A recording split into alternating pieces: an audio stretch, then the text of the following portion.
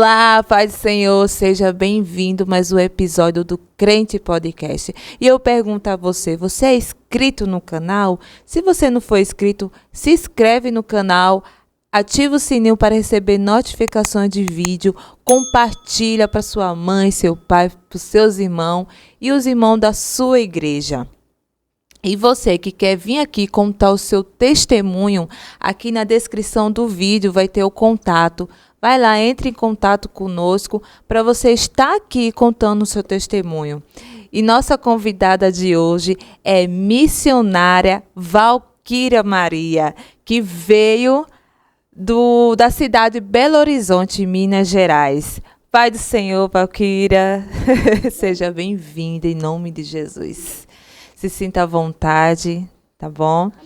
E eu pergunto para a irmã, conte qual é o seu testemunho. Primeiramente, eu quero agradecer ao Crente Podcast pelo espaço. Amém. De eu estar aqui trazendo o meu testemunho, um pouco da minha história e o que o Senhor fez na minha vida. E que o Senhor continue abençoando esse projeto. Amém. Glória e que a Deus. esse projeto chegue em nações Em nome de para Jesus. edificar vidas. Amém. Então, irmã, o meu testemunho ele começa dia 14 de abril de 1987. A minha mãe me conta que eu nasci com o meu cordão umbilical enrolado no pescoço, já desfalecendo, já roxa. Sim. Então eu acredito que ali já era uma batalha espiritual, né? Para mim poder morrer naquele parto mesmo. Mas o inimigo já perdeu naquele dia mesmo, porque o Senhor marcou aquele dia para o meu nascimento. Eu sou a quinta filha. Quinta filha? Quinta filha, de uma mãe solteira. Na verdade, nós somos 6. Só que menina. a essa altura, eu sou a quinta. São 5 mulheres e um homem. E um homem. É. E aí, nesse período, a gente morava num conjunto habitacional, né? Na periferia de Belo Horizonte.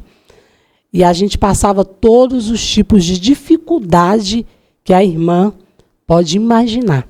Dificuldade psicológica, dificuldade financeira, dificuldade espiritual. Porque uma mulher sozinha, para dar conta de 6 crianças, é pesado, né? É bem difícil. Bem difícil. Bem difícil. E a minha mãe, ela é uma pessoa que sempre trabalhou fora. Então a gente via a minha mãe só domingo. De segunda a sábado a gente estava solto no mundo. Só nos domingos que a minha mãe estava em casa. Porque dia de semana ela trabalhava como empregada doméstica na casa das pessoas. Então, dia de domingo ela estava em casa. Naquele tempo, num período que eu tinha uns 9, 10 anos, eu tenho uma memória muito marcante da rejeição, que foi uma coisa que marcou muito a minha vida ao longo prazo. Foi uma coisa assim, não foi um prazo curto, foi a longo prazo. Sim. Eu tinha uma inflamação no ouvido, nos 2 ouvidos, no esquerdo e no direito. E essa inflamação foi decorrente a uma sinusite. Deixaram entrar água no meu ouvido quando eu era bebê, inflamou, não foi bem cuidada, e saía pus nos meus 2 ouvidos. Pus mesmo. Só que esse pus, ele saía com mau cheiro, um cheiro podre de esgoto. E na escola, a escola inteira, da primeira à 5ª série, eu era a menina do ouvido podre. Era assim que me chamava. Sai pra lá, ouvido podre. Vai brincar com nós não, ouvido podre. Meu Deus. Sentava na cantina para poder comer, né? Sim, No horário da refeição, no horário do recreio. Não senta perto dela não, que o ouvido dela fede. Meu Deus. E aquilo me doía muito. Pensa na como que aquilo doía. Machucava a minha alma, feria. E aí eu comecei a colocar algodão para tampar. Para segurar, né? Sim, sim. Mas às vezes escorria no decorrer da educação física, no sol, no decorrer de corria. Ele escorria, parecia que derretia uma cera e dava até mosquitinho. Sim. Então, Por causa do cheiro, o mau cheiro. mau né? cheiro mesmo. Mau cheiro mesmo. A irmã, cheiro Sim. podre. E aí, aquilo me marcava muito. Eu me fechei muito tempo por causa desse ouvido. Me fechei muito. E, além de ter ouvido podre, não tinha vestimenta, sapato, sempre que alguém dava, né? E, na Sim. medida do possível, a minha mãe ia fazendo aquilo que ela conseguia. Mas 6 filhos é muito filho para uma mãe. É, muito filho. Muito E sozinha, filho. né? Sozinha. Ela não tinha um apoio da nossa família paterna. O meu pai tinha falecido, mas eu nem sabia, porque eu não sabia nem o nome dele. Sim. Ninguém nunca falou, ó, vocês têm um pai, seu pai chama fulano, não deu certo com a sua mãe. Isso não foi dito. Ninguém nunca falou. Eu não sabia se era preto, se era ruivo, o que era. Sim. Eu não tinha muita noção dessa questão da figura paterna. Eu lembro que a minha mãe ouvia muito Raul Seixas aos domingos, uma tal de uma música de uma mosca que caiu na sopa dela, que ela ouvia, e ela ficava muito nervosa com aquele tanto de criança, aquele sobrecarrego, né? Então era muito difícil uma aproximação afetiva. A gente não tinha aproximação afetiva de figura materna com filho. Ela era mais um pai. Sim. Que trazia a provisão, descansava e ia de novo buscar aquilo que tinha que ser feito. Sim. Então, ao longo prazo, isso começou a trazer muitos problemas. Uma coisa que eu lembro muito, que me marcou muito, que para alguém pode ser algo simples, mas para mim me marcou muito que a gente não tinha calcinha. Assim, aquela coisa, a sua calcinha é separada. Essa calcinha é da Valquíria. As mesmas calcinhas eram para todas. Né? Todas juntas. E eu amarrava as minhas calcinhas com... Lá em Belo Horizonte a gente fala pituchinha. É elástico você faz? Amarrava para poder não cair, porque eu era muito baixinha e magrinha. Por exemplo, se eu pegasse da minha irmã mais velha, que era bem maior, eu punha e tudo bem. E amarrava do lado para não poder cair. Sim. Eu sonhava em ter uma bota. Eu sonhava em ter uma sandália rosa. Todas as crianças sonham ter alguma coisa, né? De menina. De menina. Mas a gente não tinha nada de menina. Eu sonhava em ter um lacinho de cabelo, uma merendeira, ou que alguém me buscasse da escola, ou que alguém participasse das festas de comemoração, festa junina, por exemplo, que tem muito em escola, né? Sim. Eu lembro que nas festas juninas, para mim poder comer alguma coisa, era a ficha que a professora dava. Porque no sábado a minha mãe trabalhava. Sim. Eu não culpo ela, ela tinha que fazer o que tinha que ser feito. Ela estava atrás da sobrevivência, né? Como uma leoa, lutando pela sobrevivência de seus filhos. E sempre quando eu via nas festas juninas as mães arrumadas, tirando foto, aquele tempo que tinha aquelas máquinas de revelação, sim. Aquilo mexia muito. Algumas vezes eu entrava para o banheiro e chorava. E eu ficava falando sozinha no espelho, por que você não tem alguém aqui com você, Valquíria? Podia ter alguém aqui com você, Valquíria. Eu chorava, me sentindo muito sozinha. E às vezes eu me apegava em outras famílias. E naquele tempo, as pessoas pensavam que eu tinha algum tipo de doença psicológica. Por mais que eu sou bem interativa, eu era bem mais fechada. Por causa da rejeição, né? Sim. Então, em casa, eu quase não falava. Eu escrevia. A minha comunicação era escrita. Eu peguei um caderno bruxurão e criava crônicas, redações, história. E nelas, eu sempre era a personagem principal. E tudo aquilo que me faltava, eu conseguia colocar na escrita que estava tudo bem. Um mundo de imaginação. E ali eu me encontrava. Eu aprendi a ler com 4 anos de idade. 4 anos. 4 anos de idade. Às vezes a minha mãe me levava no hospital para saber essas questões do ouvido, né? Sim. E ela conta que eu pequenininha, eu já olhava para as placas e ia lendo, todo mundo, como assim essa menina já sabe ler? Meu Deus. A professora uma vez queria fazer um exame para saber se eu era dotada, superdotada, alguma coisa. Porque eu lia muito bem, escrevia muito bem. E esse era o meu universo. Com 4 anos já sabia ler e escrever. Com 4 anos eu já sabia ler e escrever. De idade. Novinha, né? Um bebê, né? Um bebê. E eu comecei a me fechar e ficar dentro desse mundo, o mundo da literatura. Sim. E aí, na adolescência, eu perdi essa essência, que era o plano original. Porque muitas das vezes a rejeição ou a forma como somos criados nos tira a identidade que Deus implantou em nós e tira o plano original, o propósito original que Deus tem para cada criação. É por isso que o inimigo, potestades, o império, ele nos fere tanto. E luta muito contra as crianças. Por quê? Porque através da criação, da existência de uma criança, é que ela vai chegar no propósito que o Senhor criou para ela. E o inimigo, o plano do adversário é tentar desvirtuar, colocar um atalho, tirar do caminho que Deus traçou. E na adolescência ele conseguiu me tirar daquilo que Deus tinha para mim. A minha mãe trabalhava na casa de um pessoal muito rico, desembargador, e a esposa dele falava, quando essa menina crescer, ela vai fazer jornalismo e eu vou arrumar um emprego para ela. Porque ela trabalhava com jornalismo. E a minha mãe pegava os meus textos e levava. Tipo, toda feliz, texto, poema, olha o que a minha filha fez. E ela ficou bem decepcionada com o que eu me tornei na adolescência, porque ela fala que ela postou todas as fichas em mim, não foi nem nos meus 5 irmãos. Ela falava, eu achava que a Valquíria ia ser alguma coisa na vida, de tão inteligente que ela era. Mas não tem inteligência que sobressai a dor, a rejeição, a dificuldade financeira. E a falta de ensinamento, né? Sim. Porque não foi me apresentado Cristo. Eu sei que existia igreja, porque as igrejas, paróquias locais e as igrejas ajudavam com roupas usadas, cesta básica, leite em pote, saquinho, sopa, um sopão. Eu sei que existia igreja por causa disso, mas a gente não ia à igreja.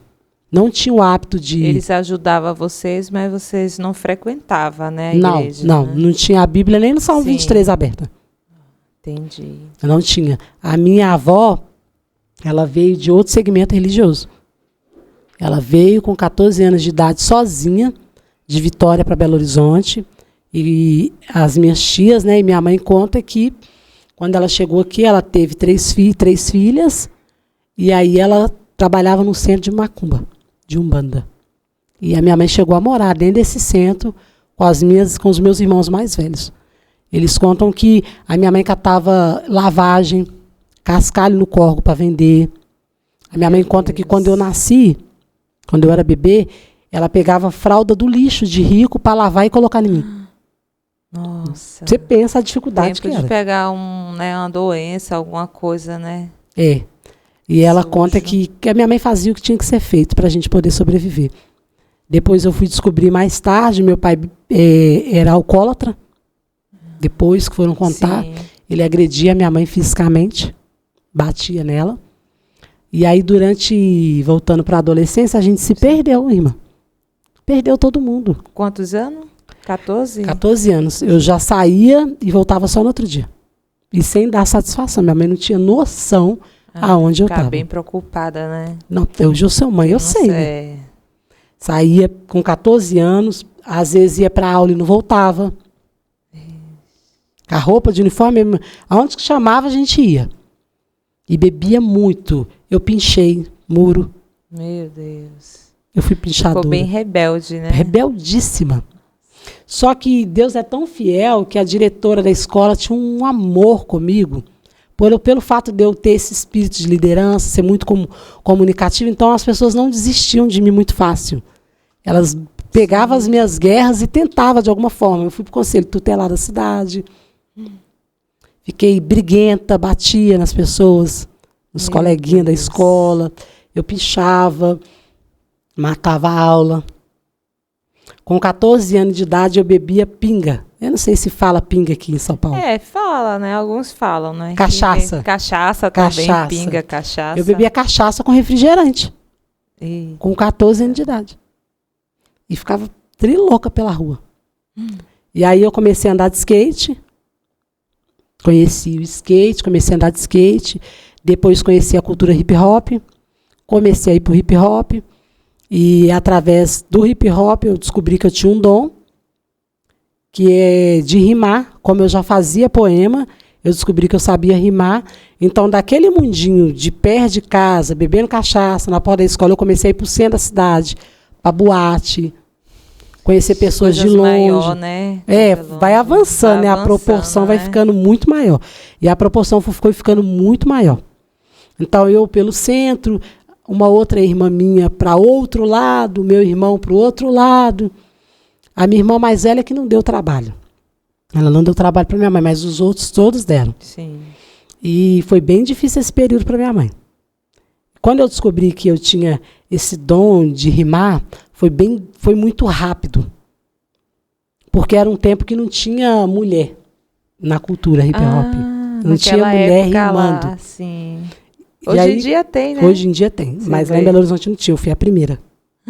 Nossa. Então, como eu fui a primeira, os acessos as portas se abriram e os meus acessos foram muito rápidos.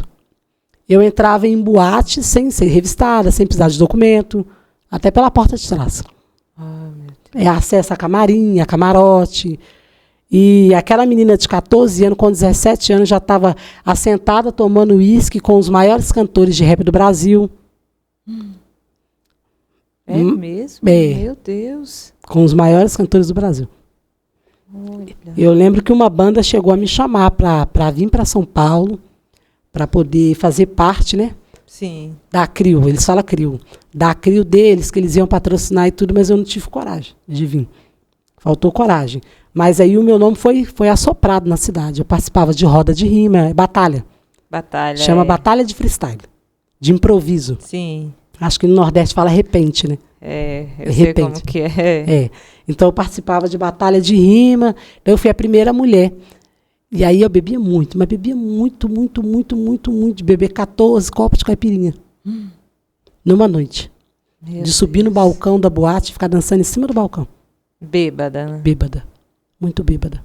Meu Jesus. E nessa época aí, quando eu comecei a ficar assim, eu já não voltava nem para casa no outro dia. Eu ficava 3, 4 dias na rua. Se eu saísse na sexta, eu só voltava na segunda. Meu Deus. No tempo que não tinha telefone, não tinha WhatsApp, não tinha. Minha mãe não sabia onde que eu Para estava. manter contato, né, com a Isso. família, com a mãe. Não tinha. Minha mãe não tinha noção de onde que eu estava. Estava viva, estava morta, o que aconteceu, ela não sabia. E nesse período, eu comecei a ficar bem depressiva. Você ficou depressiva? Fiquei depressiva. Porque faltava algo. Ainda tinha aquela lacuna na alma. Sim. Bebia, mas no vazio não era preenchido. Estava no meio de muitas pessoas, mas me sentia vazia.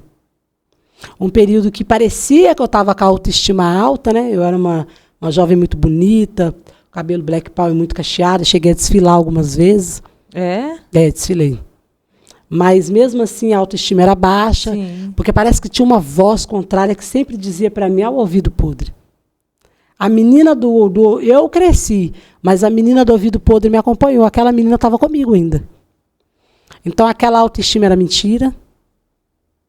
Aquele autocontrole era mentira. Era tudo em vão. Dentro de mim ainda tinha aquela menina guardada. Sim. Insegura, rejeitada, sem pai, com dificuldade. Com 17 anos de idade, eu participei da maior batalha de rima do Brasil, nível nacional. Eu não ganhei. Eu lembro que era uma batalha de rima de 2 marcas bem famosas, assim, sabe? Eu não ganhei. Quem ganhasse ia para o Rio de Janeiro, participar do nível nacional, com cantores grandes. Mas aí o representante da marca falou para mim, ó, você não ganhou, mas você vai do mesmo jeito. A gente vai pagar sua hospedagem, vai pagar sua passagem. E era na Lapa, lá no Rio de Janeiro. Com 17 anos de idade, sem documento, eu fui para Lapa. Você foi? Eu fui. Fui para Lapa. Sozinha? Não, né? Com um grupo. Com um grupo. Um grupo mais louco que eu ainda. Meu Jesus. Se eu era louco, imagina o grupo. O grupo usava muita droga. Muita droga, muita maconha, cocaína, haxixe. Você chegou a usar? Não. Não. Quando me ofereciam, eu fechava o olho e via o rosto da minha mãe. Eu conto isso para minhas meninas. Quando falava, vai fumar, Kira? Eles me chamavam de Kira. Eu fechava o olho e eu lembrava da minha mãe. Só me via a minha mãe. Eu falava, eu não posso fazer isso com a minha mãe. Eu acho que eu estou indo longe demais. Eu não posso fazer isso com a minha mãe. Então, eu não aceitei. Eu não aceitei. Não mexi com droga. Você lembrava o tanto que ela lutou, né? Pra criar você, eu achava que eu ia longe demais se eu caísse pro mundo das drogas. Porque eu tinha um vizinho, quando eu tinha uns 9, 10, 11 anos, que quando o crack chegou em Belo Horizonte, né? Lá para os anos de 94, 95, esse vizinho meu, ele usava crack com maconha, e ele ficava gritando que ia pôr fogo no botijão de gás. Então a vizinhança ficava toda alastrada. Era esse cara fumar e ele pulava o muro da casa da gente. Então aquilo me deixou traumatizado. E eu coloquei na minha cabeça, droga não. Porque eu vi que ele passou. Eu falei, eu não vou ficar desse jeito não. Meu Deus. Pôr fogo no botijão, gritar pelado, correr, eu não vou fazer isso com a minha mãe não. Então vinha o rosto da minha mãe e eu falava, droga, eu não posso mexer. Eu não vou mexer com droga. E aí, com 17 anos, já viajava para o Rio, já dormia fora, já ficava 3, 4 noites pela rua. E aí foi ficando pior. Porque o negócio vai ficando pior, né? E tá no mundão, né? As coisas só pioram, né? Eu viciei. Cada dia mais afunda, viciei no alcoolismo. Aquilo que bebia num dia, já bebia 2, 3 dias. Aí começou a beber mais, e beber mais, e beber mais. E comecei a beber muito, eu bebia muito, irmã. Mas eu Meu bebia Deus. muito. Muito, muito, muito, de perder o controle da situação. Eu já dormi na rua, no chão. Eu nunca contei isso pra ninguém, agora todo mundo sabe. Então, o cara sabe. Agora minha mãe sabe, todo mundo sabe.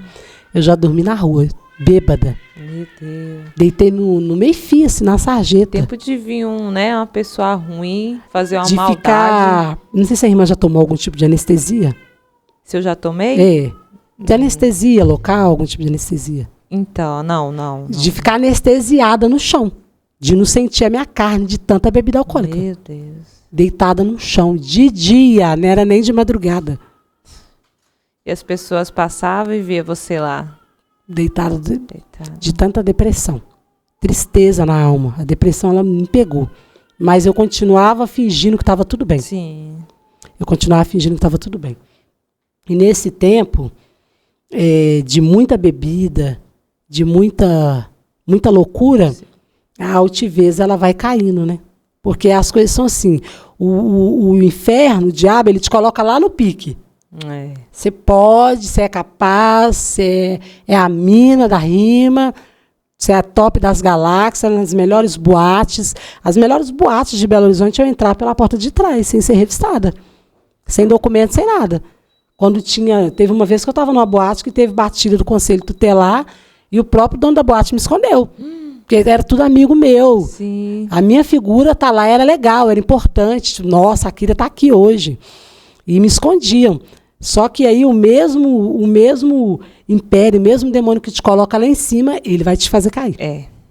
E foi assim comigo. É isso que ele faz, né? É isso que ele fez comigo. Primeiro ele me colocou lá em cima. Depois ele começou a me fazer cair. Quando eu comecei a cair, eu perdi uma irmã. Você pediu aí. Com 4 tiros. A minha irmã foi assassinada. Sua irmã? Foi assassinada. Meu Deus. Dia 30 de abril faz 18 anos que ela morreu assassinada. Com 4 tiros. Quantos anos? 18? 18 anos. 18 anos. Ela foi assassinada com 4 tiros e foi jogada no córrego. O corpo foi jogado no córrego. Nossa, misericórdia. Eu que fui ver. Foi algo assim que me marcou muito. Porque chegaram lá em casa e falaram assim, sua irmã tá lá no córrego morta. 10 horas da manhã. Do nada. Eu descalço, com o cabelo daquele jeito, saí correndo. E era outro bairro, era no bairro mais perigoso que é o que a gente morava ainda.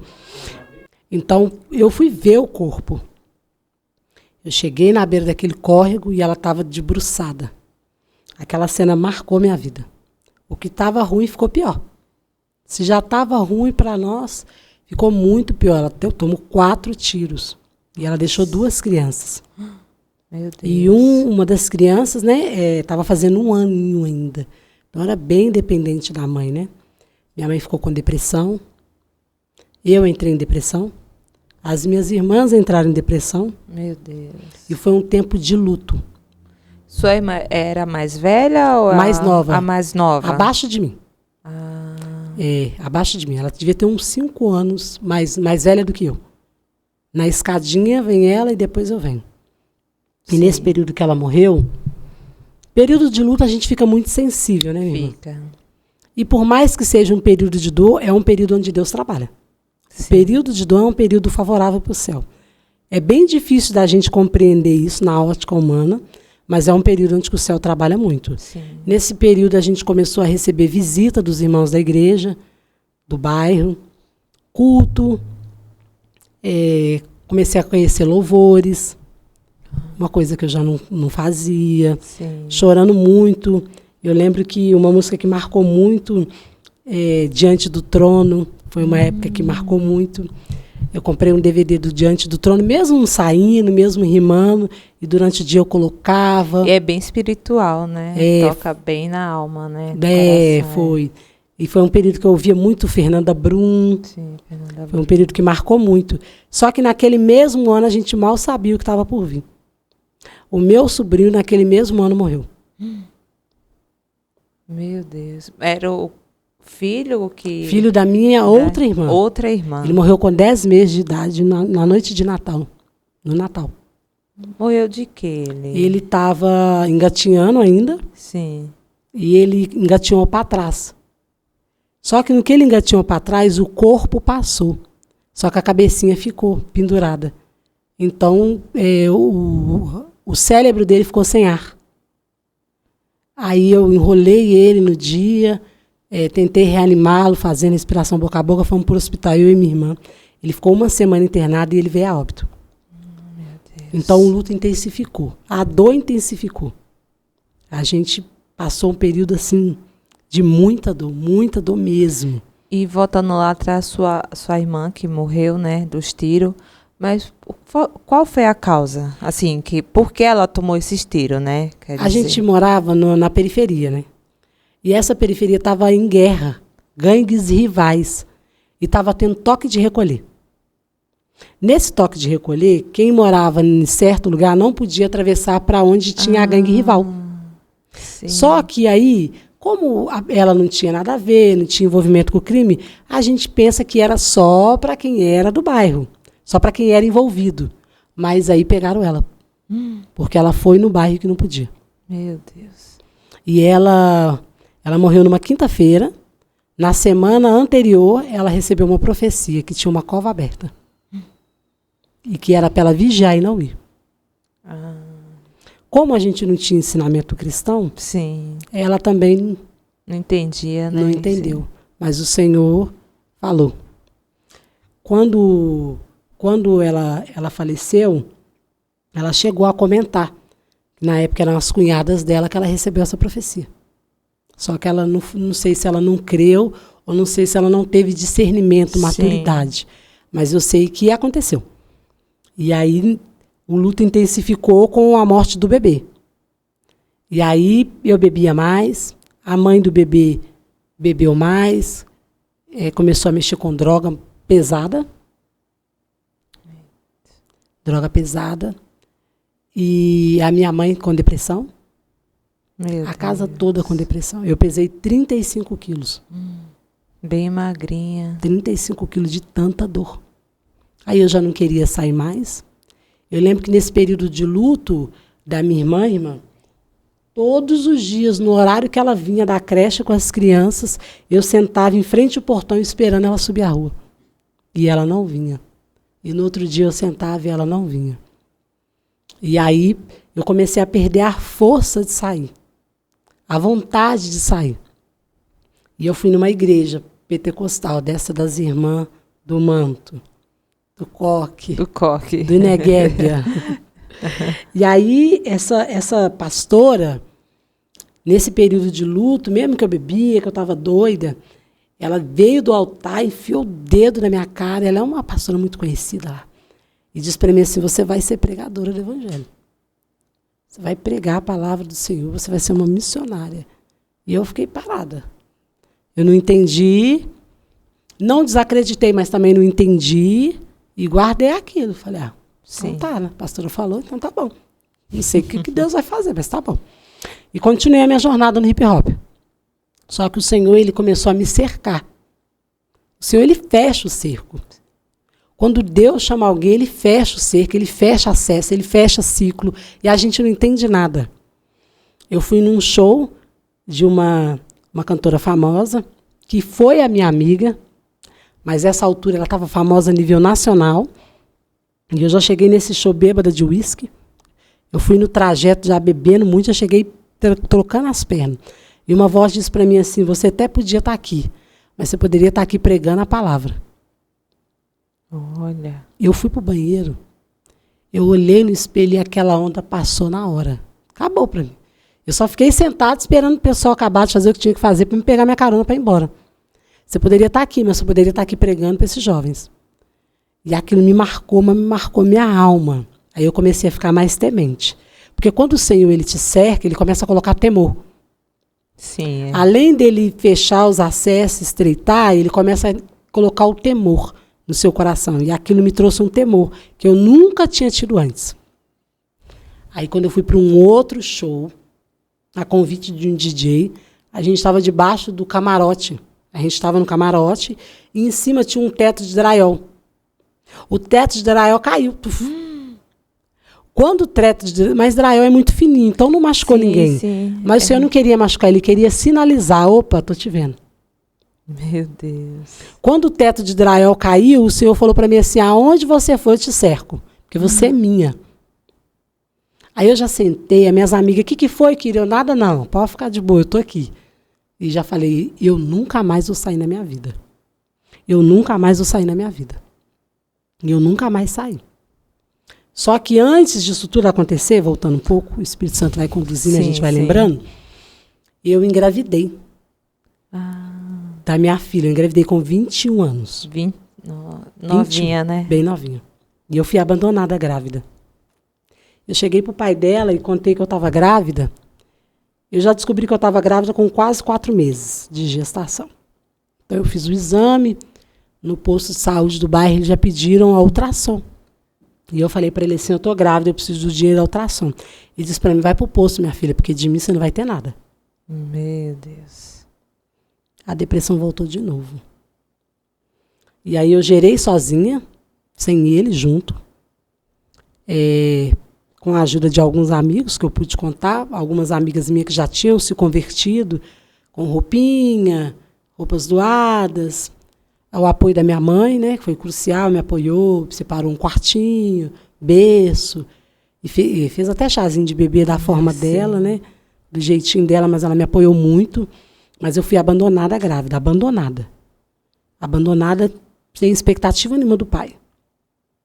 Quando ela nasceu, eu fui lavar carro no posto de gasolina, no Lava Jato, para ganhar R$17 por dia.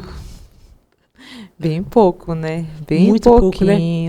Muito pouco. E aí eu juntava aquele dinheiro da semana toda para no final de semana comprar um pacote de fralda e uma caixa de leite. Era isso que eu podia dar para minha filha. Sim.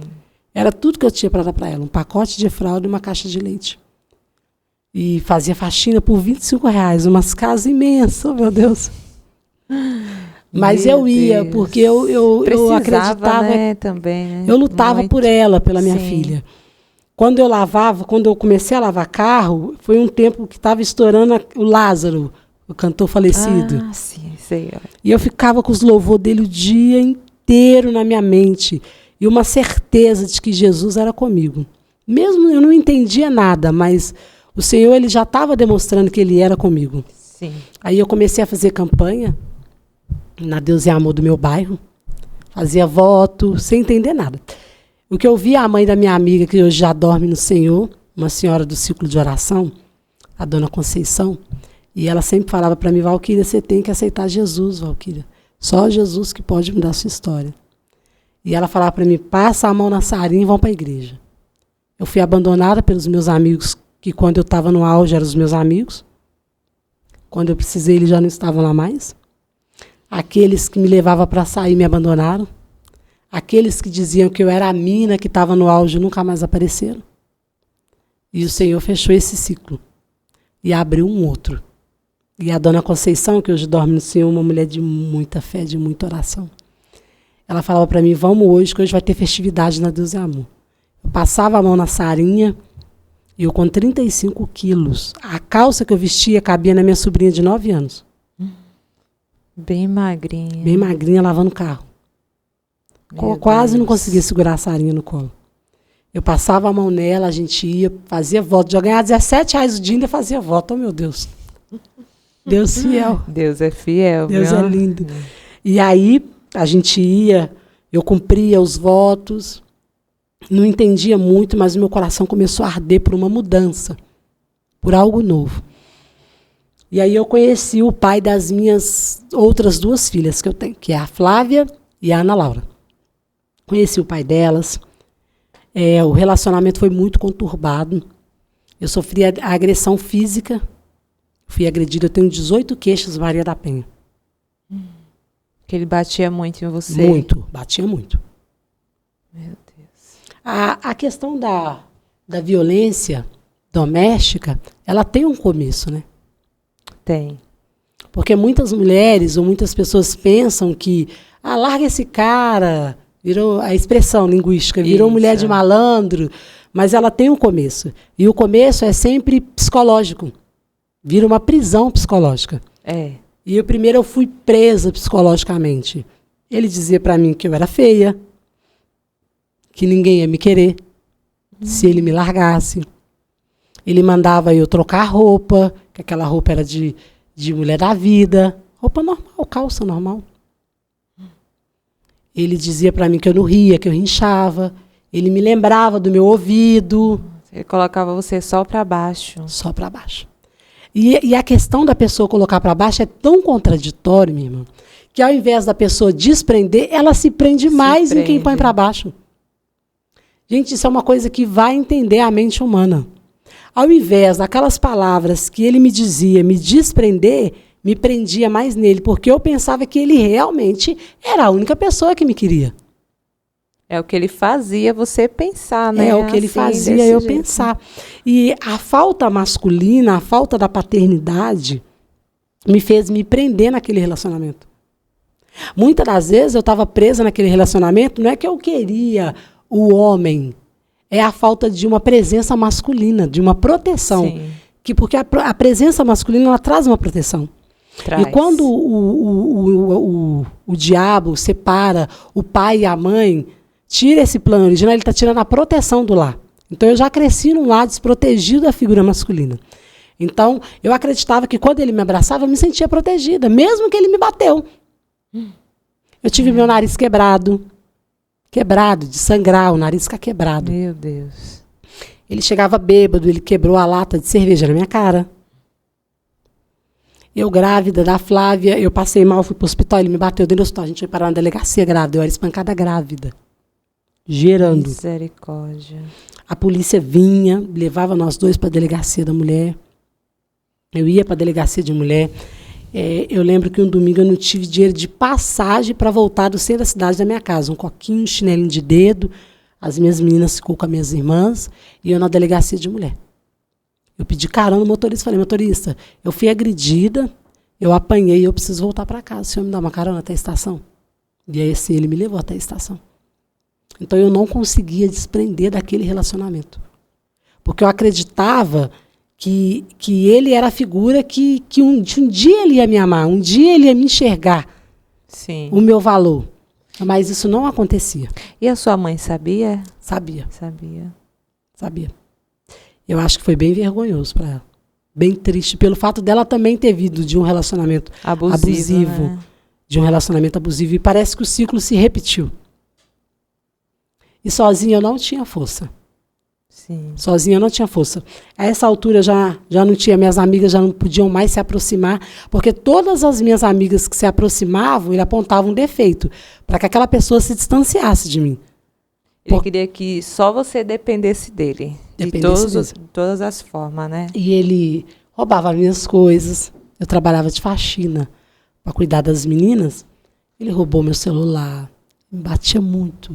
E soco na cara, ele empurrou de uma escada de 32 degraus. Quando chegou lá embaixo, ele continuou batendo. Soco, chute. Era esse nível. Meu Deus. E eu chorava muito. Mas eu era aquela mãe leoa. Eu chorava, na segunda eu levantava e ia trabalhar. Vinha com a provisão. Só que aí eu comecei a conhecer Jesus. E é impossível você conhecer Jesus e algo não acontecer. Sim. A Sara, hoje ela tem 16 anos. Ela estava dormindo, ela acordou de madrugada e disse, o homem de fogo entrou aqui. Sorrindo, alegre, com o coração queimando. E a gente estava visitando a igreja. A minha irmã, ela abriu um ponto de pregação na garagem da minha casa. Ela converteu primeiro que eu, e ela abriu um ponto de pregação na garagem lá de casa, assim, na fé e na coragem. E esse ponto de pregação começou a dar muito certo. E aí eu comecei a visitar, dia de sábado, eu ia para o ponto de pregação dela, recebia profecias, meu coração era alimentado, cheio da palavra, e eu guardava aquelas palavras de fé e procurava colocar em prática. E a Sara, um dia, ela acordou e falou, mãe, o homem de fogo entrou aqui, mãe, ele é lindo. E depois disso a minha vida mudou, depois que esse homem de fogo entrou. Que a Sara viu esse homem de fogo. E aí eu entreguei a minha vida para Jesus nesse ponto de pregação, batizei. Então, eu falo que a minha irmã me ganhou para Jesus. Ela me ganhou para Jesus. Alguém ganhou ela e ela me ganhou para Jesus. E aí, essa mesma irmã que deu trabalho, que sofreu a perda do filho, foi viciada em crack, ela abriu esse ponto de pregação, né? Ela converteu, batizou e me ganhou para Jesus. Quando ela me ganhou para Jesus, eu me entreguei de verdade. Eu disse, eu nunca mais vou beber. Eu nunca mais vou fazer nada que não agrada ao Senhor. Sim. E aí eu comecei a me distanciar do pai delas. Eu disse, eu vou fazer algo e Deus vai responder. Aí eu fiz um jejum, sem nem saber o que era jejum. Andei uma semana de pano de saco, não sei se esses irmãos que me ouvem têm o costume, mas lá em Belo Horizonte a gente tem esse hábito de vestir de pano de saco. Eu mandei fazer um pano de saco para mim e fiquei uma semana andando descalço, irmã. Descalço de tudo. Eu ia para o trabalho descalço, voltava descalço. O asfalto, sol de 40 graus, e eu lá descalço de pano de saco, aquela crente mesmo. Aí, quando terminou esse jejum, Deus tirou ele. Da sua vida. Tirou com tudo. Não ficou dor, não ficou saudade, não ficou nada. E Deus não permitiu nem dele vir para ameaçar, para agredir, para nada. Pensa que Deus... Bom. Porque Deus, quando ele tira com a raiz. Sim. E as pessoas sempre me perguntam, Valquíria, como que eu vou saber que é de Deus? O que vem de Deus traz paz. Não tem sombra de dúvida. Então eu consegui dormir tranquila, eu não tinha medo mais, pânico dele invadir minha casa me batendo, porque diversas vezes ele já invadiu a casa me batendo. Ele invadia. Mas você não morava junto? Então, morava junto. No lote da minha mãe, tipo a Vila do Chaves lá no lote. Todo mundo, ele vinha da rua, entrava... Vinha da rua bêbado, entrava, já eu dormindo, cansada... Deus. E tomava soco, bicudo, com o menino no colo, não interessava. Do jeito que estava, batia. Só que eu já não comecei a ter medo. Eu dormia até com a janela aberta. De tão confiante que eu estava no Senhor. Sim. Tão confiante que eu estava no Senhor. Só que eu comecei a ficar apaixonada pela palavra. Os pregadores pregavam na igreja. E eu servia água no altar. Eu limpava o banheiro da igreja. Eu ajudava a lavar o chão. Deus começou a me levantar ministerialmente dessa forma. Sim. E aí, nesse tempo, eu sofri um acidente. Parece que é uns ventos que eu não entendo. Eu falo, Jesus, só minha Deus vida. Entende, né? Quando eu penso que vai ficar plano, é uma vida de alto relevo. Eu sofri um acidente que cheguei do culto. Eu lembro hoje a palavra que foi ministrada no dia do meu aniversário. Dia 14 de abril, no culto de quarta-feira. O irmão pregou sobre a Arca da Aliança. Quando eu cheguei do culto, eu caí na área de tanque da minha mãe e eu perdi 3 dentes em cima, um embaixo, e eu quebrei todo o meu maxilar. Meu maxilar soltou da minha boca. Meu Deus. Foi. Na hora eu não consegui gritar, não me pergunta se eu senti dor, porque eu não senti dor. Eu não estava correndo, eu estava andando. Quando eu bati, o maxilar veio parar aqui em cima.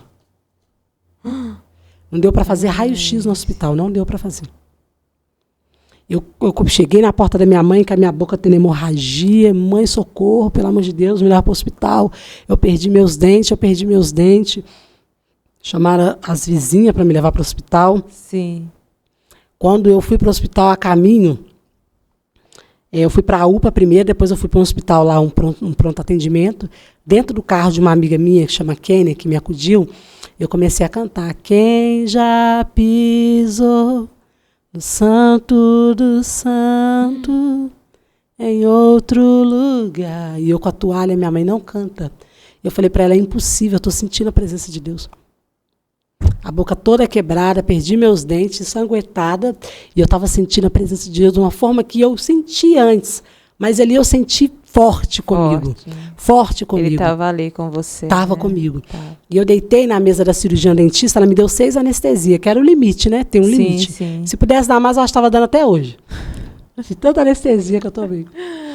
A dor, né? Então, porque ela tinha que descer os dentes, eles subiram a carga dentária. Ali. Não podia fazer raio-x para saber como é que estava, então ela ia descer com a mão, a minha carga dentária. Então ela deu 6 anestesias em cima. Nossa. E ela disse para mim assim, você está chorando muito. Por que você está chorando, Valquíria? Está doendo? Porque eu não posso mais dar anestesia. Eu disse para ela, não, eu estou sentindo a presença de Deus neste lugar. E é assim, os médicos, eles não têm tanto hábito, né? Sim, ela olhou uma para a outra e eu vi que era o Senhor marcando a minha caminhada da fé. Depois deram 21 pontos em cima, 9 embaixo, colocou resina, um ferro, e eu fiquei assim um período. Aí eu emagreci 7 quilos. Porque não se alimenta direito, né? Não. Ninguém foi me visitar. Oh, meu Deus. Assim, alguns amigos foram. Essa amiga minha, Kênia, ela ficou comigo todo o período, ela me levava para cirurgias, mas as pessoas da igreja que eu converti não iam me visitar. E eu fiquei muito abalada com aquilo, porque foi o início da fé. Sim. Então eu esperava que eles viessem junto. Só que o Senhor já queria me levar para um outro nível de maturidade. Porque certa noite eu falei, Senhor, por que ninguém vem me visitar? Eu não sou querida. Porque eu sempre trouxe essa rejeição comigo. Ela foi uma bagagem que eu não consegui me livrar dela. Eu consegui parar de beber, eu consegui parar de sair, mas a rejeição ela andava comigo. Qualquer coisa, eu era a menina de novo, a menina do ouvido podre. Sim. E o Senhor disse para mim assim, não, Valquíria, não é por isso não. É porque somente eu e você vamos caminhar junto nesse deserto. Glória a Deus. Porque muitas das vezes a gente espera que a igreja venha junto. Sim, é. E a gente não tem a maturidade de entender que o Senhor seleciona quem vai estar no deserto. Então não é que a pessoa te esqueceu, que a pessoa te abandonou. Sim. É porque o Senhor marcou aquele deserto para ele manifestar a sua paternidade. Então eu acredito mesmo que o próprio Deus me levou naquele deserto para me conhecer ele. O Deus de milagre, o Deus de perto, o Deus que fala, o Deus que provê. Porque até então eu cuidava das meninas na força do meu braço, mas agora eu estava caída numa cama. E eu chorando, certa madrugada, eu fui curada da questão da paternidade. Eu senti a presença de Deus me acolhendo, me abraçando. E ele disse para mim, filha, você tem um pai.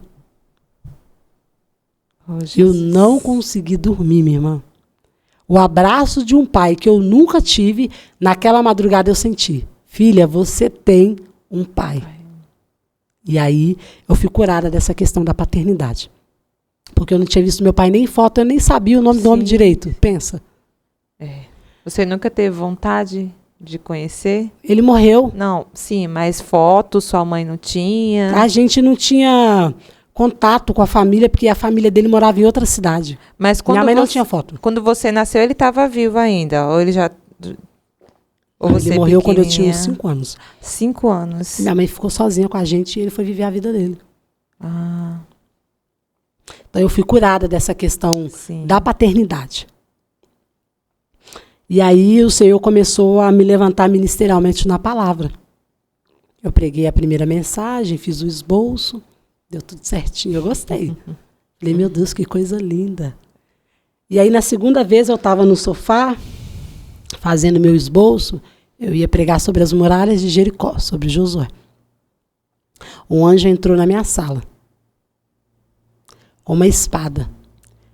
Eu me lembro que a espada, ela cortava, ela era prateada e ela tinha 2 cortes. Ela cortava para os 2 lados. Não era uma espada que cortava só para um lado. Sim, sim. E ela era prateada, muito bonita. Ele colocou ela dentro da minha cabeça e foi embora. Eu me lembro, eu não dormi. Igual eu tô te vendo. Meu Deus. Ele introduziu. Espiritual, né? Foi muito espiritual. O começo da caminhada foi de muitas visões. Sim. Foi de muitas visões. Quando eu caí, a pastora me ligou e falou para mim, Valquíria, Ezequiel 1:10 sobre a sua vida. Eu guardei. Depois comecei a ministrar, só que eu fiquei com vergonha de estar ascendente. Porque eu uso uma prótese, eu não tinha essa prótese. Sim. Eu fiquei sem os dentes e sem a prótese. Primeiro eu comecei a pregar de máscara, com vergonha. Depois eu comecei a questionar chorando. Só que um dia o Senhor falou para mim em cima do altar, lá no Rio de Janeiro. Eu fui pregar lá no Morro do Batã, no Rio de Janeiro. Ele disse para mim, você carrega em seu corpo as marcas de uma chamada. Não se envergonhe delas. Você foi marcada. Jesus. E aí nunca mais eu tive vergonha. Aí eu voltei a sorrir, porque eu entendi que eu estava carregando a marca de uma chamada. Assim como Paulo. Os açoites, né, marcaram Paulo. Ele mesmo diz, né, sobre a aparência dele, que não era agradável. Alguns historiadores falam que Paulo era como se fosse um amaral, né, com um olho menor que o outro, a aparência bem feia, mas ele trazia as marcas do açoite, as marcas da prisão. Jesus teve as marcas em suas mãos. Sim. Então, o Senhor começou a me mostrar que o chamado ele tem marcas. Algumas pessoas têm marcas emocionais, algumas pessoas têm marcas físicas. E eu fiquei com a marca física dessa chamada. Eu estava sem o dente. E o Senhor, ele resolve o problema quando você é curado dele. Primeiro você vai ter que ser curado dele. É sempre assim. Quando eu entendi e aceitei, um irmãozinho orando no monte 2 dias, ele me liga. Valquíria, eu estou aqui no Monte do Vila Ideal, que é um monte assim, bem conhecido na região. E eu estou aqui no monte e eu estou com uma provisão para você. Você pode vir cá, eu saí correndo, porque falar para crente que tem provisão, a gente corre, né? Corre, com certeza. Quando eu cheguei no alto do monte, ele estava com um bolo de dinheiro. E ele falou para mim assim, eu estou há 2 dias orando no alto do monte nesse dia. E Deus falou para mim assim, entrega para minha serva, que é para ela tratar e colocar a prótese dela. Olha, como Deus é bom. Deus é fiel, porque eu tinha sido mandada embora do emprego. Eu estava com 3 filhas abandonadas sozinha, sem a figura paterna deles, sem a ajuda de ninguém. Era eu e elas contra o mundo, trabalhando dia e noite, cuidando delas, pagando escolar, alimentando elas. Então eu estava igual a minha mãe no começo, o pai e a mãe. E aí eu não tinha dinheiro para tratar dos meus dentes. Deus enviou essa provisão através da vida desse irmão. E o Senhor começou a mostrar para mim que Ele era comigo. Sim. O Senhor fechou a porta de emprego não para faltar, mas para mostrar que a porta que Ele fechou, o ciclo que Ele fechou do emprego, era um tempo que Ele estava iniciando para mim começar a viver milagre. E às vezes a gente tem essa dificuldade de entender que o Senhor Ele também fecha a porta. A gente ministra sobre um Deus que abre a porta, mas a gente esquece que Ele fecha a porta. Sim. E Ele fechou a porta de emprego. Nesse período, eu fui pregar com uma sandália rasteirinha que eu tinha, bem assim. Eu andava, irmã, e ela conversava, ela abria. Eu comecei a chorar no ponto de ônibus. Eu falei, Jesus, como que eu vou fazer? As pessoas procuram a sua face através da minha vida. Como que eu vou pregar com esse sapato aberto? Quando eu cheguei lá, era uma campanha de ficar descalço no altar. Olha. Aí o Espírito Santo falou, eu não uso sapato. Eu uso pessoas que estão posicionadas e disponíveis. Você está disponível e está posicionada? O pastor estava sem sapato, as missionárias no altar sem sapato. E estava um negócio, meu sapatinho velho ficou lá. Eu falei, ô glória. Quando eu cheguei em casa, uma pastora me liga e falou assim, ô Kira, porque eles me chamam muito de Kira. Qual que é o seu número? Eu falei para ela, 3637. Ela falou para mim, achei minha Cinderela. Naquela noite que eu sonhei, que eu chorei, porque eu não tinha sapato, eu ganhei 11 pares de sapato na caixa. Oh, meu Deus. 11. É bem. Oh, glória a Deus. Deus, Ele é muito fiel. Ele não deixa faltar. Eu ganhei 11 pares de sapato na caixa. Foi umas coisas que Deus foi usando no começo para mostrar para mim que Ele era comigo. Sim. E aí eu desempregada com as crianças, eu estava vendendo doce em ônibus, igual esses baleiros. Eu sei. Eu pegava a caixa de doce, vendia, e a cada 60 doces que eu vendia, eu ganhava R$17. Então eu vendia umas 3 caixas por dia. Sim. Eu ia no ônibus, ia no centro da cidade, ia na porta das escolas, vendia doce de dia e ministrava à noite. E vendia os docinhos para cuidar das meninas. Sem vergonha nenhuma, bem tranquila em relação a isso. E quando eu vendia doce, eu fui ministrar certa vez, a irmã saiu da igreja, foi na casa dela, perto da igreja, pegou uma quantia de dinheiro enquanto eu pregava e Deus falou, fala para ela que é para a vida dela. E lá em casa não tinha nem arroz, e a irmã não sabia. Eu ia pregar sem ter nada, eu ia ministrar na vida do outro, mas eu não tinha. Estava passando necessidade, né? Necessidade física, necessidade financeira. Isso. Eu já tive um período, irmã, eu acho que esse dia foi o dia mais triste, assim, meu particularmente. Sim. Porque as outras coisas que me sobreveem envolvem a minha família. Mas eu tenho os meus traumas particulares. Eu levei as meninas para a creche, elas ficavam na creche. Lá em casa não tinha um pão para comer. Não tinha. E eu já estava convertida. Eu falei, eu vou fazer uma visita na casa da irmã Vânia, que a irmã Vânia era assim, a mais patricinha da igreja. Sim. E eu vou visitar ela agora, depois que eu deixar as meninas na creche, eu vou visitar a irmã Vânia. Porque se eu for na casa da irmã Vânia, eu vou conseguir tomar um café da manhã. Meu Deus. E era a única coisa que eu ia comer naquele dia. Eu estava passando fome. Jesus. Cheguei na casa da irmã Vânia, irmã Vânia, vim te visitar. Ela passou um chá, um pãozinho novo, colocou um queijo na mesa. Ali eu fui enrolando aquela visita e fiquei até 11 horas da manhã, comendo a provisão da irmã Vânia. Oh, quando Jesus. A diretora da creche descobriu a minha situação, ela disse para mim assim, olha, eu não posso te contratar, porque a contratação é pela prefeitura, e você não tem, né? pedagogia, nem nada, mas eu posso te deixar aqui. Você pode ajudar, você pode ficar aqui, que você come.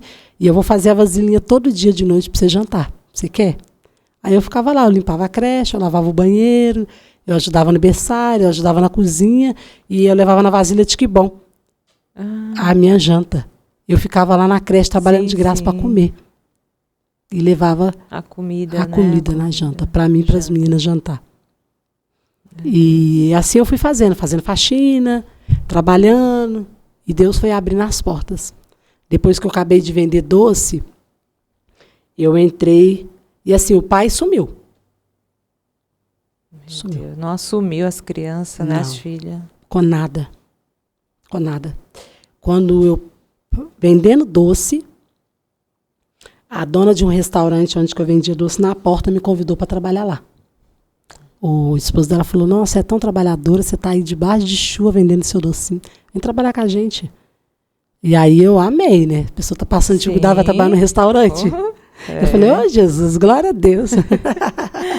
Vou ganhar meu dinheirinho, alimentar minhas meninas e me alimentar. Então foi a provisão de Deus. E a minha irmã mais novinha trabalhava lá também, e eu comecei a trabalhar lá.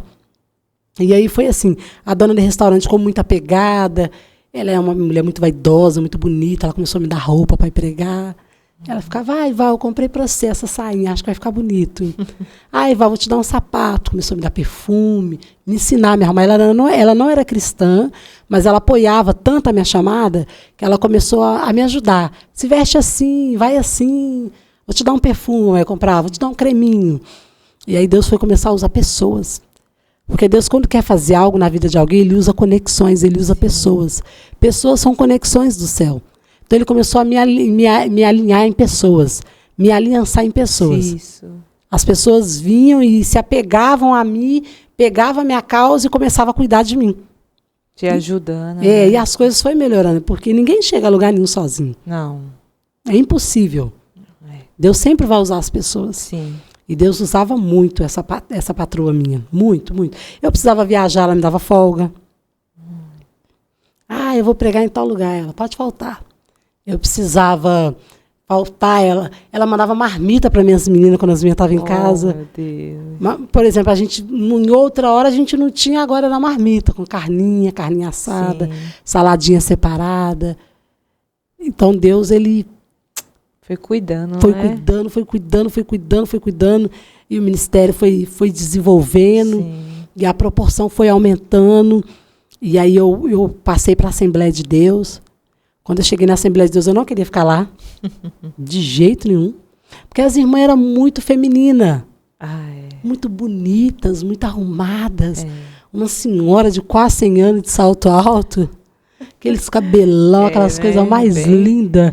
Cheirosas, e eu, como eu vim de um lar, né, onde eu não tinha esse ensinamento de salto, de me cuidar, de fazer uma unha, eu chego numa igreja dessa e falei, Jesus, mas eu não vou ficar aqui não. E o Senhor falou para mim assim, toda promessa tem o seu ponto de partida, e aqui é o ponto de partida da sua promessa. Você vai ficar. Eita, glória. Você vai ficar. Jesus. Você vai ter que ficar. E eu vi aquelas irmãs lindas, nos cultos de domingo, e eu com as menininhas sem pai. Eu sentava no círculo de oração, e eu com aquelas menininhas sem pai, só eu e elas, sem roupa direito para ir para o culto, né? Porque por mais que tinha, ainda não era. Já tinha para vestir, mas não tinha. Eu via as meninas olhando para as outras menininhas com aquele olhar de inferioridade, as meninas com aqueles vestidos lindos, com aquela sandália, e as minhas meninas sempre olhando assim, eu via. E aquilo me doía muito. Eu já vi pessoas olhando para a gente assim com um olhar de inferioridade. Sim. E aquilo me doía muito, mas o Senhor, ele nos coloca resistente. Quando o Senhor chama alguém, ele nos coloca resistente às situações. E aí um dia o Espírito Santo falou comigo, você já viu gente morrendo? Você já passou fome, você vai desistir agora? Não acredito. Eu te forjei no fogo, minha filha. Coisa pior você passa. Você já passou, agora você fica. Sim. E lá na Assembleia de Deus eu fui curada das emoções, né? As irmãs do ciclo de oração me adotaram como filha. Como filha. Como filha. Olha. Começaram a se importar, a abraçar. Sim. Eu tinha muita carência na questão afetiva. Então, às vezes eu poderia ter R$1.000 na conta, mas não faltava algo. Então, aquela coisa de abraçar. Sim. Às vezes a pessoa abraça alguém, ela não sabe como ela está sendo instrumento de Deus na vida da outra pessoa. Um abraço, o abraço cura. Então, todas as vezes que eu chegava no culto, eu era abraçada, eu era curada. Eu falava, gente, eu tô cheirosa. Porque se lá na escola ninguém chegava perto, porque o meu ouvido fedia, eles estão me abraçando, eu tô curada.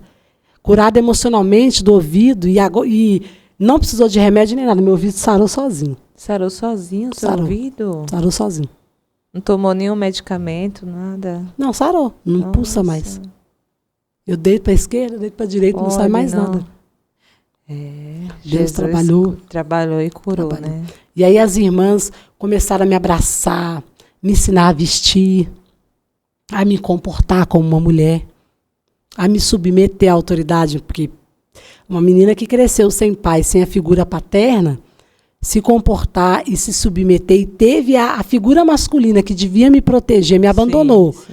E que devia me proteger, me agrediu, como que eu ia me submeter a um pastor que era homem? Ai, Jesus.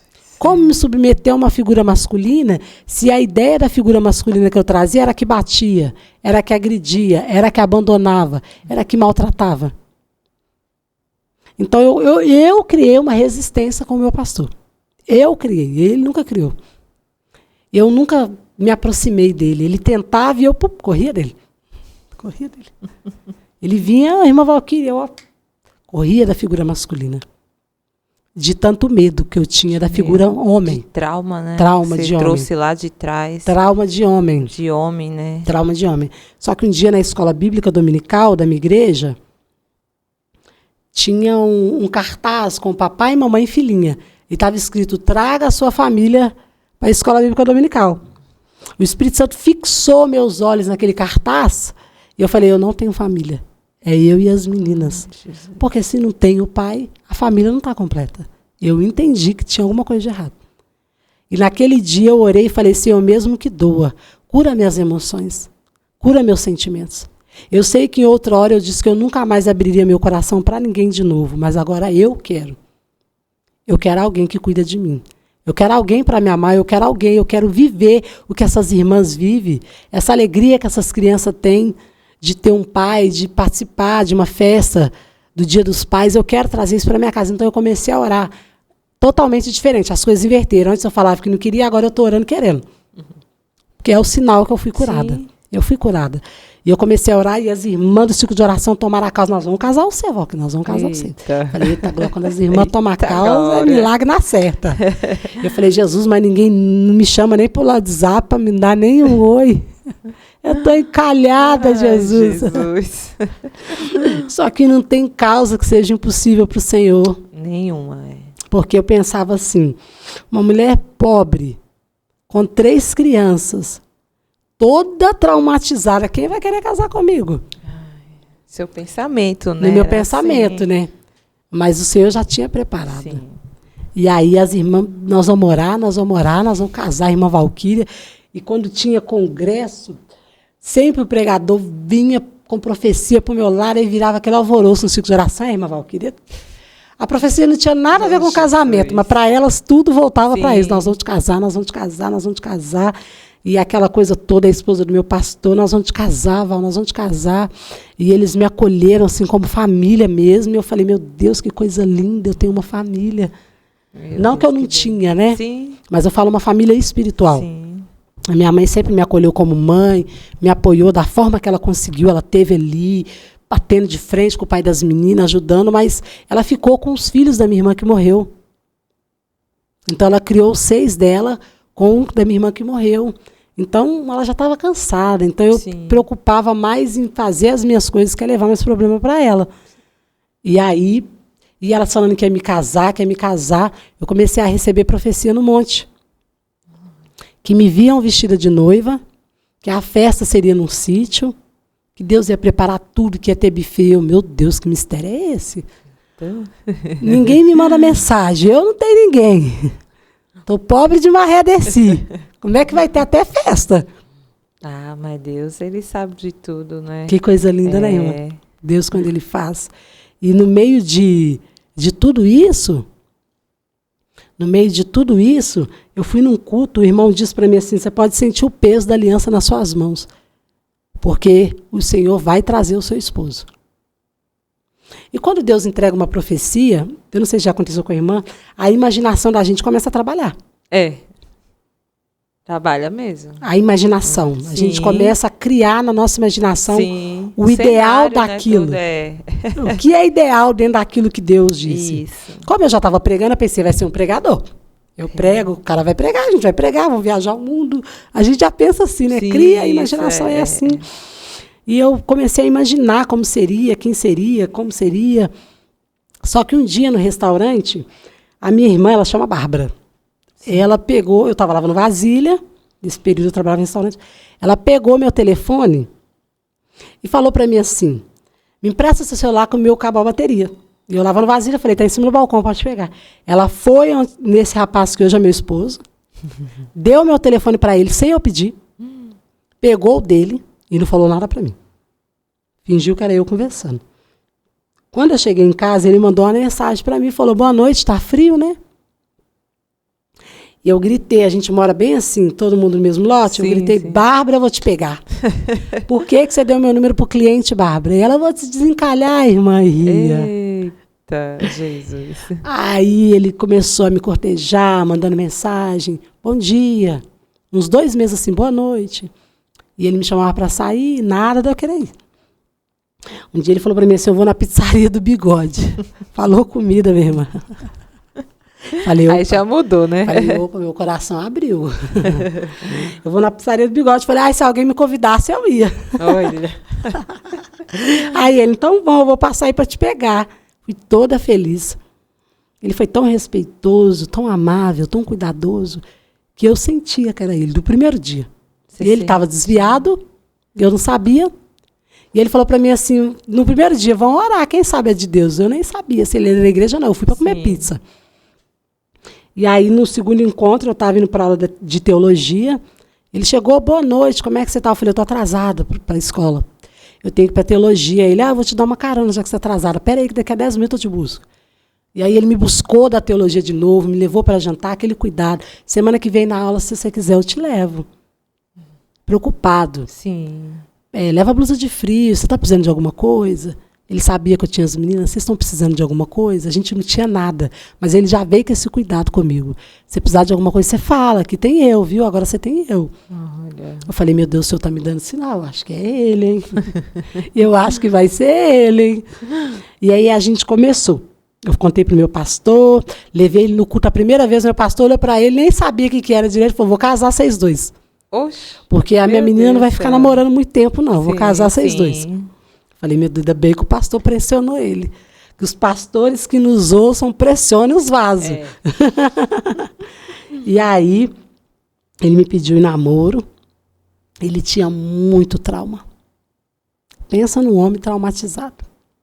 Esse homem, esse meu esposo, ele com 25 dias de vida, a mãe biológica dele abandonou ele. E deu ele para uma família. E ele sabia. Então, eu vim da rejeição e encontrei alguém também. Quando eu me curei, eu encontrei alguém. Ele também. A família dele, adotiva, é um amor. Criaram ele, deram um nome. Essa mãe adotiva dele registrou ele em cartório. Foi a mãezinha dele, ele ama ela. Sim. A família adotiva dele, as minhas cunhadas, eu amo elas. São uma família que Deus me deu, mas ele tinha esse particular dele, saber da história dele. Ele não sabe o dia certo que ele nasceu. Ele não sabe o nome da mãe biológica dele. Ele não sabe a cor. Ele não sabe nada. Né? Ele só sabe que ele foi entregue. Meu Deus, então tristeza, ele era todo traumatizado. Eu falei, eu não quero não. Oh, Jesus. Quando eu vi os traumas dele, eu falei, meu Deus. Só que o Espírito Santo me levou para uma livraria cristã e eu comprei um livro que chama Raiz da Rejeição. Sim. Da Joyce Meyer. Sim. E aí o Senhor, através desse livro, me ensinou a cuidar dele. O livro fala sobre o começo, onde está a raiz da rejeição. E aí eu comecei a saber lidar com ele. Estudar, né, ali. Eu tive um auxílio para ajudar ele. Sim. O Senhor me capacitou para ajudar ele. Então a gente uniu a minha história com a dele, a gente não foi só ela é linda, ele é lindo. Sim. Um tomou a causa do outro. E as meninas começaram a chamar ele de pai. É como fala, você foi curada para curar, né? Fui curada para curar. Deus me curou para curar ele. As meninas começaram a chamar ele de pai. Antes da gente ter casado, já olha a responsabilidade dele. Antes da gente ser casado, ele já estava fazendo compra lá para casa. Olha. Comprando roupa, presente de Natal. Falando que amava elas, ligando. Chegava do serviço lá da casa dele, ligava a chamada de vídeo para falar com elas. Material de carinho, escola. Né? Então o Senhor colocou esse amor. As pessoas falavam para ele, quando você casar, você vai ser pai? Ele, eu já sou pai. Antes de casar. E aí ele me pediu em casamento. Vamos casar. Depois de um período de noivado, ele me pediu em casamento, vamos casar. Quando ele me pediu em casamento, eu falei, meu Deus, como é que eu vou casar? Nós não tem provisão, não tem nada. Mas Deus tinha feito, que ia falado que ia fazer tudo.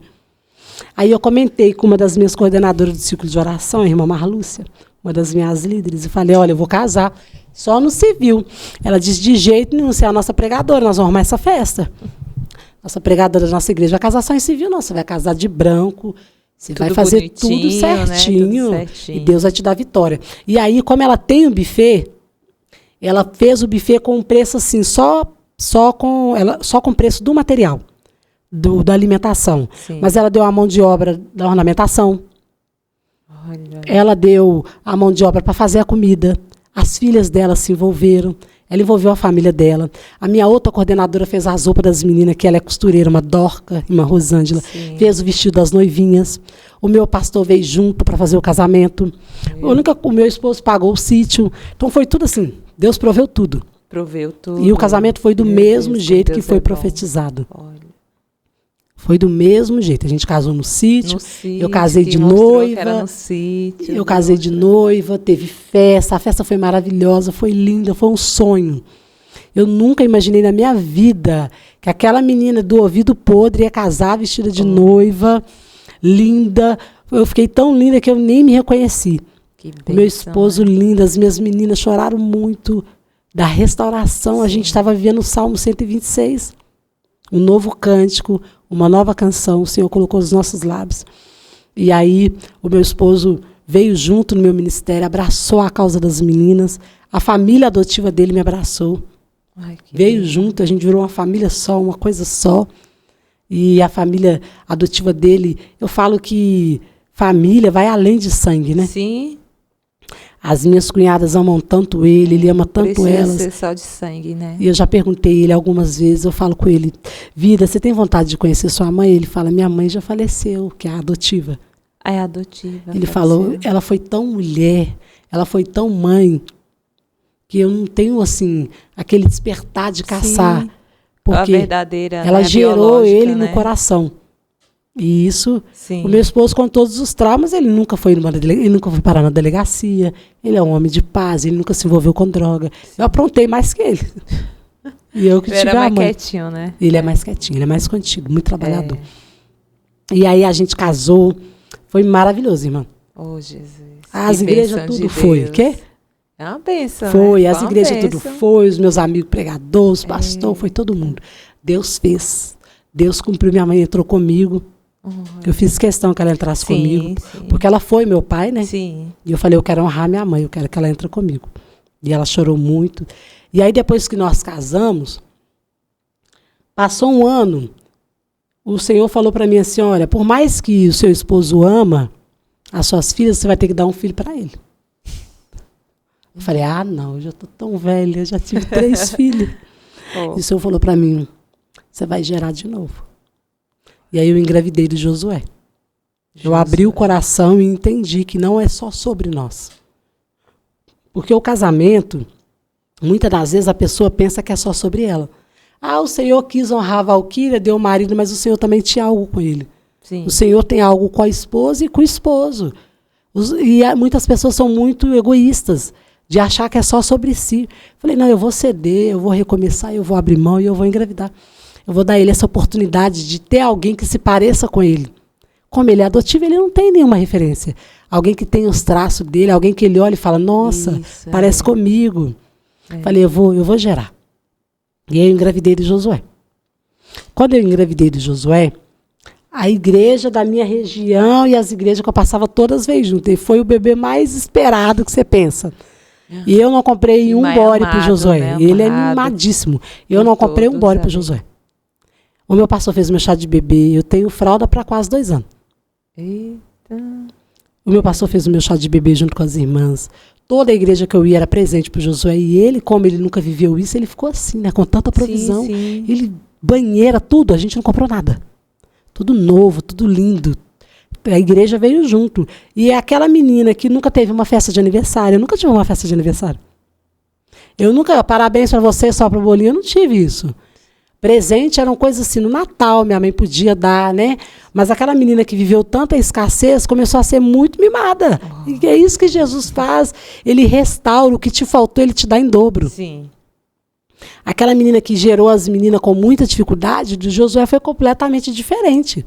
Um pai apaixonado, um esposo dedicado, em todas as consultas e fazendo tudo para agradar, só que com quase 9 meses, com 36 semanas, eu tive um sangramento muito intenso, e eu cheguei no hospital, não tinha dilatação.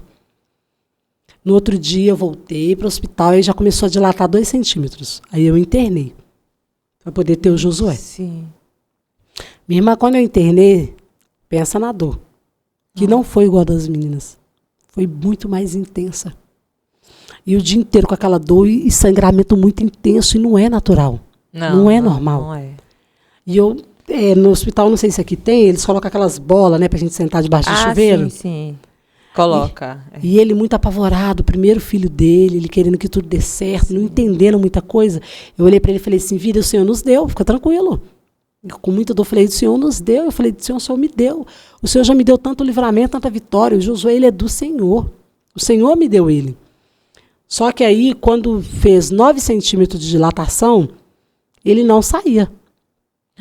Ele não saía, porque com 9, né, é até 10. É até 10. Então, até 1 10. centímetro é só a minha força para ele sair. Sim. Faz força, eu na mesa de parto, o Josué não saía. Ele perdeu o líquido, né? Saiu o líquido. Sim. Do meu ventre, e do meu útero, e Josué não saía. Juntou 7 médicas na minha frente e começou a conversar. 7 mulheres conversando é problema, gente. Uma olhando para a outra, elas olhavam uma para a outra, olhavam para mim. E eu já estava com anemia. E o Josué não saía. E eu falei para ela assim, doutora, a senhora pode me falar o que está acontecendo? Meu esposo ouvindo um louvor, chorando muito, coitado. E ela falou para mim assim, seu filho não vai sair, porque ele está atravessado. Eu falei, mas eu fiz a ultrassom, a última semana passada, e ele já estava virado em posição. Ela falou, mas às vezes ele atravessou. Ele está em posição de atravessado. Ele não vai sair assim, a gente vai ter que fazer uma cesariana de urgência. Oh, meu Deus. Só que eu não sei se a irmã sabe, a cesariana, elas são marcadas. São marcadas, não é assim, Não né? é só chegar. O médico, o cirurgião da cesariana, ele tem os horários que ele já sabe que vai fazer em cada paciente. Ele tem o histórico da paciente. Se é diabética, o que é. Então, me colocaram na cadeira de roda, correram, saíram chamando o doutor, que era urgência. O menino sem líquido já. E eu chorando muito. E uma médica, eu sou baixinha, a médica mais baixinha que eu, falou, você é uma mulher de muita fé. Porque o cirurgião falou comigo assim, se você mexer muito, com 9 centímetros não tem como não mexer, de tanta dor. Você corre o risco de ficar paraplégica na hora que eu te der anestesia. Você não pode mexer na anestesia, porque não pode, né? Não pode ficar bem quietinha. Eu não estava conseguindo por causa da dor. E essa médica falou para mim assim, clama ao seu Deus. Você é uma mulher de muita fé. Quando ela falou, clama ao seu Deus, eu vi as mãos do Onipotente me agraciando. Eu fiquei tranquila na hora. Eu falei, ele está aqui. Porque aonde eu sei que ele está, o meu coração fica em paz. Pode ter dor, pode ter adversidade, pode ter dificuldade. Se ele está, o meu coração fica em paz. Quando ela disse, clama ao seu Deus, que eu vi que ele estava aqui, ele aplicou, eu deitei, e tiraram o Josué. Só que eu ouvi a médica dizendo assim, o sangramento não foi normal. Ela sangrou mais do que é o esperado. E meu esposo chorando muito. E aquele desespero, porque sangrou muito. E eu já estava com anemia, eu não poderia perder sangue. E eu já tive um quadro. É perigoso da hemorragia, né? Da hemorragia. E aí a cesariana demorou um pouco mais do que eu esperado. Sim. Quando eu fui pro quarto, as mocinhas, tudo lá linda, que ganhou neném, e eu lá caída. Prostrada. Eu fiquei 4 dias sem me alimentar naquele hospital. Porque não podia se alimentar? Podia, mas eu não conseguia. Eu tive gases. Por causa da anemia, eu fiquei muito fraca, que eu não conseguia levantar para ir no banheiro. Sim. Aí colocaram sulfato ferroso líquido e mais 5 acessos na minha veia, no braço esquerdo. Muita medicação, Sim, e eu gritando de dor, e eu gritando de dor. E o médico falando, não é normal, tem alguma coisa de errado. Só que eu não sei se a irmã sabe o que é um hematoma depois da cesariana. Um hematoma. Deu um hematoma Eu dessa não sei. grossura na minha barriga. Roxo, que doía. Ficou como se eu tivesse um outro bebê, mas assim, bem assim, nessa forma. Esse hematoma, eu andei de cadeira de roda no hospital. Eu fiz raio-x. Eu fiz ultrassom e os médicos falaram, eu nunca vi isso. Eles fizeram isso para saber se esqueceu alguma coisa de mim, se estava inflamando de tão roxo que estava. Mas era como? Era dentro, na barriga? Como No interior. No interior. Fora. Ele foi para fora. Ele foi para fora. E ficou roxo. Aí tiveram que fazer a ultrassom e o raio-x dele. Os médicos também não. Nossa. Aí os médicos não descobriram o que era. Eu desfaleci na cama. Eu desfaleci. Antes deles colocar esse sulfato ferroso. Sim. E o Senhor me deu uma visão que eu estava indo para a casa do Pai. Eita. Os pastos eram verdes, como se fosse uma fazenda. As janelas abertas. E as janelas abertas, lá no fundo, aquele tanto de gente abraçando, feliz porque estava com o Pai. Sim. Só que quando eu cheguei na metade do caminho, eu entendi do que se tratava. No mundo espiritual, mesmo eu tendo arrebatamento de sentido, eu entendi que eu estava morrendo.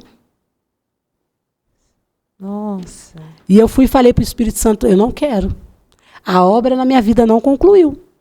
Eu comecei a falar com o Espírito Santo nessa visão. O filho que o Senhor me deu para cuidar, eu preciso cuidar. O esposo que o Senhor me deu, eu preciso cuidar daquela casa, eu preciso cuidar das minhas filhas. O meu ministério não concluiu, eu quero voltar, eu não quero ir agora. E aí eu parei de caminhar quando eu comecei a falar para o Espírito Santo, a obra não concluiu. É a palavra que eu falava mais. A obra não concluiu, eu preciso cuidar da minha casa. Quando isso aconteceu, eu voltei, estavam colocando um acesso na minha veia.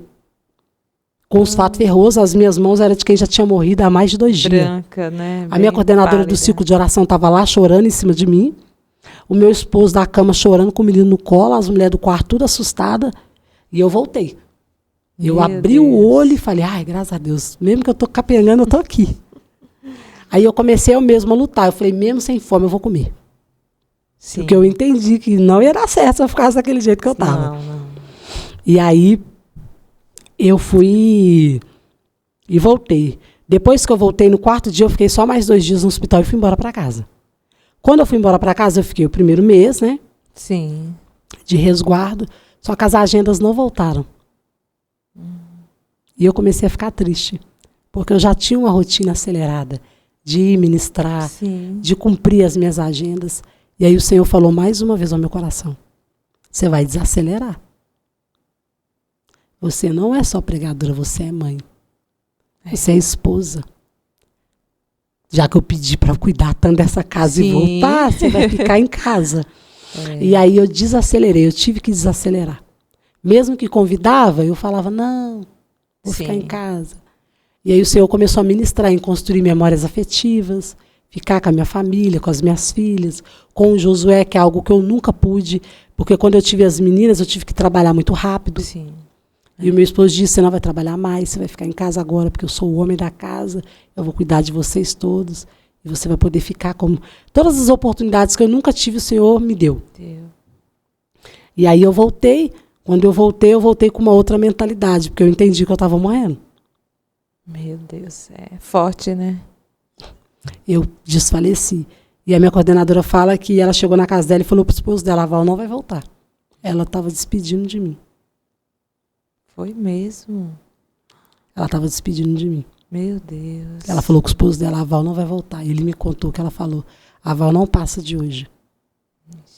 As moças do quarto chamavam a urgência dos médicos, ia andando, né, quando ganha neném, vai bem devagarzinho. Mas elas iam-se de madrugada, desesperadas, porque estava vendo o meu estado. Meu esposo só chorava. Por quê? Custou ter um filho, e a mãe vai lá e morre no parto. Mas o Senhor, mais uma vez, assim como desde o meu nascimento, mais uma vez, Ele me deu vitória, Ele me deu livramento. E Graças a Deus. Ele é um Deus que, quando Ele faz uma promessa, Ele cumpre. Sim. Ele nos prova, mas Ele também, Ele nos aprova. Isso. E, através desse testemunho, o Senhor tem me levado muito em culto com mulheres. Assim, o Senhor me usa muito para falar com mulheres. Com mulheres, né? Porque a questão da autoestima, Sim. a questão da violência doméstica, né, que não é um assunto tão tratado. Não. Mas, através desse podcast, eu sei que muitas mulheres estão me ouvindo, mulheres que são cristãs, mulheres que não são cristãs, mas eu quero falar para mulheres que me ouvem, né, nesse momento, independente da adversidade, mulheres que estão sofrendo violência doméstica, mulheres que estão sofrendo abuso sexual, vivendo momentos traumáticos, né, e violências também verbais, porque violências verbais também marcam, viu, irmã? Eu sei. Fere muito, né? Fere muito. Eu quero falar para essas mulheres nessa noite, através desse espaço. Sim, sim. Vocês têm um pai. Eu não sei qual é a adversidade, qual é o momento que vocês têm vivido, mas vocês têm um pai. Sim. E o Senhor, Ele pode mudar histórias. Assim como Ele mudou a minha história, o Senhor é o maior interessado em mudar a vida dessa irmã que me ouve. Dessa irmã que está sozinha com seu filho, que acabou de converter, que está sozinha com as crianças. O Senhor muda, Ele muda a vida sentimental. Sim. O Senhor, Ele muda a vida financeira, Ele muda o quadro, Ele provê, Ele é um Deus provedor, Ele é o nosso El Shaddai, o nosso Adonai, Ele é o grande Eu Sou. Deus de provisão, né? Ele é um Deus de provisão. E essas mulheres que estão sofrendo violência doméstica, se apegam no Senhor. Ele pode. Mesmo que você não tenha o apoio da família, mesmo que os amigos já desacreditaram, apanha porque quer, mas o Senhor conhece a história de cada uma de nós. Ele sabe o que nos levou a chegar até esse ponto. Sim. E eu acredito que assim como o Senhor mudou a minha história, essa mulher que está me ouvindo, se ela entregar a sua vida para o Senhor, Ele vai. Ele vai fazer de novo. Porque aquela menina que na infância era conhecida como a menina do ouvido podre, na adolescência, a menina que bebia, desobediente, rebelde, que pinchava, andava no meio dos drogados, que quando se tornou mãe foi abandonada aos 21 anos, depois foi espancada com 18 queixas Maria da Penha, depois a mulher que era conhecida como a guerreira que cria as filhas sozinha, hoje é reconhecida como uma esposa, mãe, serva do Senhor. Não importa como essa história começou. A Bíblia fala que é melhor o fim das coisas do que o começo delas. Sim. E eu acredito que o Senhor ainda tem muito mais. Tem. Não só sobre a minha vida, mas sobre a vida daqueles que são fiel, que obedecem à sua palavra. Sim. E esse é o meu testemunho. Glória a Deus. Esse é o testemunho que Deus me deu. Um testemunho muito forte, né? Verdade. É uma história de vida, assim, uma história, né? de vida. E você foi curada, né? Eu fui curada. Curada e você curou também, né? Como seu esposo, né? Glória a Deus. Hoje eu tenho um lar, eu tenho uma filha que vai fazer 16 anos, que para ir na padaria me pede, né? Que para ir na padaria me pede, que para ir numa festa de 15 anos quer que eu vou com ela, que não faz questão de estar sozinha, de aprontar escondido, que tem referência à palavra, que leem a Bíblia, me perguntam as coisas, que são minhas amigas em campanha de oração. Enquanto eu estou aqui, elas estão lá, a gente fizemos campanha de oração. Que bênção. Que quando eu saio para ministrar, se preocupam, sabe? De ir junto, de ir para a igreja. Hoje o Senhor me deu uma família. Uma família linda e abençoada. Uma família abençoada e curada, porque as meninas também são curadas. Sim. Ela viveu com você, viveram, né? Tudo a dificuldade. E não tem trauma nenhum, graças a Deus. Graças a Deus. Graças a Deus. Aí eu peço à irmã que faça uma oração, né? Essa pessoa que está escutando, que ela vai receber essa oração, né? Que Deus venha falar ao coração, ao seu coração, através dessa oração. Amém. Vamos orar. Pai, nesse momento nós nos colocamos diante da Tua graça, diante do Teu querer, do Teu mover. Senhor, nós somos gratos a Ti por tudo que o Senhor tem feito em nossas vidas e tudo que há de fazer. Porque sabemos que o Senhor é um Deus que dá continuidade à promessa e que dá sustentabilidade para as promessas.